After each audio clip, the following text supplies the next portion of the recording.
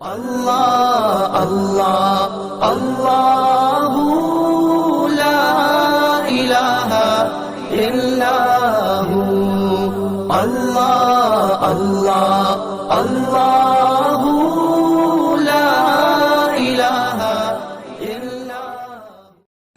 السلام علیکم ناظرین، آپ کا ہمارے چینل امجدی وائس میں خوش آمدید۔ ناظرین، حضرت ابراہیم ابن ادہم رحمۃ اللہ علیہ بلخ کے ایک بادشاہ تھے اور ایک جہاں آپ کے زیر فرمان تھا۔ جب آپ سوار ہوتے تھے تو آپ کے خدام 40 ڈھالیں سونے کی اور 40 گز سونے آپ کے آگے اور پیچھے لے کر چلتے تھے۔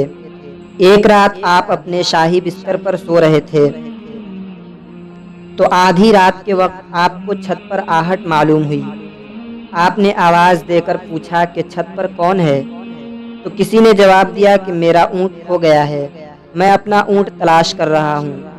آپ نے فرمایا کہ اے نادان، اونٹ کا چھت پر کیا کام؟ کیا کبھی اونٹ چھت پر ملا ہے؟ کسی نے جواب دیا کہ اے غافل، تو خدا کو شاہی لباس اور شاہی تخت پر ڈھونڈتا ہے، کیا کوٹھے پر اونٹ ڈھونڈنے سے یہ بات زیادہ تعجب خیز نہیں کہ شاہی عیش و عشرت اور غفلت کے بستر پر خدا کو ڈھونڈا جائے؟ حضرت ابراہیم یہ غیبی آواز سن کر بڑے متاثر اور حیران ہوئے، اور صبح جب آپ تخت شاہی پر بیٹھے اور دربار عام ہو رہا تھا تو ایک اجنبی اور پرشوکت آدمی دربار میں داخل ہوا۔ اس پرشوکت شخص کا کچھ ایسا روب و دبدبا تھا کہ اسے اندر داخل ہوتے ہوئے کوئی نہ روک سکا۔ یہ اجنبی جب دربار میں داخل ہوا تو کہنے لگا کہ یہ سرائے مجھے پسند نہیں۔ بادشاہ بولا کہ یہ سرائے کب ہے؟ یہ تو میرا محل ہے۔ اس اجنبی نے پوچھا کہ یہ بتاؤ، آپ سے پہلے یہ محل کس کے پاس تھا؟ بادشاہ نے جواب دیا، میرے والد کے پاس۔ اجنبی نے پوچھا، اور آپ کے والد سے پہلے یہ محل کس کے پاس تھا؟ بادشاہ نے جواب دیا، میرے دادا کے پاس۔ اجنبی نے پوچھا، آپ کے دادا سے پہلے کس کے پاس تھا؟ بادشاہ نے جواب دیا کہ میرے دادا کے والد کے پاس۔ اجنبی نے کہا، تو گویا آپ سے پہلے اس میں آپ کے والد رہتے تھے، اور آپ کے والد سے پہلے آپ کے دادا رہتے تھے، اور آپ کے دادا سے پہلے ان کے والد رہتے تھے۔ تو اے بادشاہ، اب خود ہی سوچ کہ سرائے کس کو کہتے ہیں؟ سرائے بھی تو وہی ہوتی ہے جس میں ایک جائے اور دوسرا آئے۔ یہ کہہ کر وہ پرشوکت شخص باہر نکلا اور گم ہو گیا۔ حضرت ابراہیم تخت سے اترے اور اس اجنبی کے پیچھے دوڑے، یہاں تک کہ اسے پا لیا اور اس سے دریافت کیا کہ آپ کون ہیں؟ تو اس نے جواب دیا کہ میں خضر ہوں۔ حضرت ابراہیم کے دل پر ان واقعات کا ایک گہرا اثر ہوا، اور دنیاوی سلطنت کو خیر آباد کہہ کر آپ نے 9 برس تک ایک غار میں سکونت اختیار کر کے بہت مجاہدے اور ریاضتیں کی، اور پھر آپ آسمان ولایت کے ایک درخشندہ ستارہ بن کر چمکے۔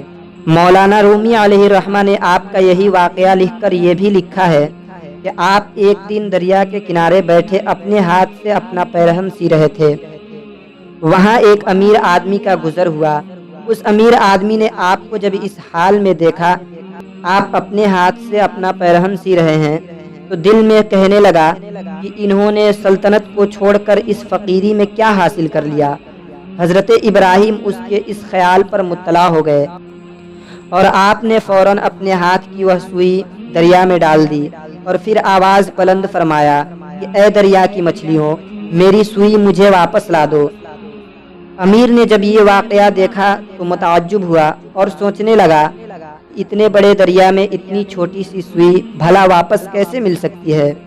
مگر مولانا رومی علیہ الرحمہ فرماتے ہیں، ہزاروں مچھلیاں اپنے اپنے منہ میں ایک ایک سونے کی سوئی پکڑے ہوئے دریا سے باہر نکل آئیں۔